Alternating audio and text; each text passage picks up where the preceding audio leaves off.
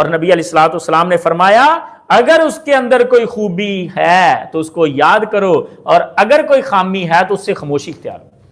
آپ خامیوں کو دہرائیں نا، اور یہ بات یاد رکھیں، یہ اصول صرف فوت شدگان کے بارے میں نہیں ہے، آپ کے بارے میں بھی یہی ہے کہ اپنی خامیوں کو لوگوں کے سامنے ہائی لائٹ نہ کریں۔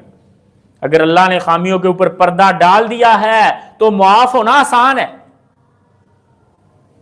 یہ بات یاد رکھیں، جو خبر ہائی لائٹ ہو گیا آپ کا عیب، اس کے تو گواہ کرا لیا آپ نے گناہ کے اوپر، 10-15 بندے آپ نے گواہ کر لیے ہیں، اب اس کی معافی کا پروسیس اور ہوگا۔ سیکرٹ گناہ کا پروسیس اور تھا، اور سیکرٹ گناہ کا پروسیس میں آپ کو بتاتا ہوں۔ حدیث شریف میں آتا ہے کہ اللہ رب العزت کسی بندے کو اپنے پاس کریں گے اور اتنا پاس کر دیں گے کہ اپنی نور والی چادر میں لے لیں گے، اور پاس کر کے اسے کہیں گے میرے بندے بتا تو نے فلاں گناہ کیا؟ وہ کہے گا اللہ جی کیا۔ اللہ کہیں گے اب؟ کہتا اللہ معاف کر دیں۔ اللہ رب العزت کہیں گے ٹھیک ہے میرے بندے، دنیا میں بھی میں نے تیرے گناہ کے اوپر پردہ ڈالا تھا، کسی کو پتہ نہیں چلا، میں آج بھی پردہ ڈال کے تجھے معاف کر دیتا ہوں۔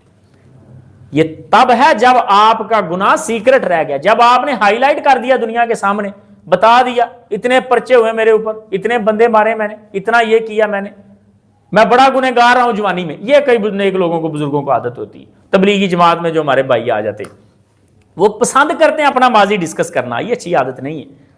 اگر آپ کو اللہ نے ہدایت، میں گانے گاتا تھا، میں پہلے یہ کرتا تھا، میں وہ کرتا تھا، اللہ کے بندو اپنے پرانے گناہوں کو کیوں ہائی لائٹ کر رہے ہو؟ آپ معافی نہیں چاہتے اللہ سے، آپ گواہ اکٹھے کر رہے ہو اپنے گناہوں کے اوپر، تو اپنے گناہوں کو بھی نہ یاد کریں اور مرنے والے کے گناہوں کو بھی نہ یاد کریں،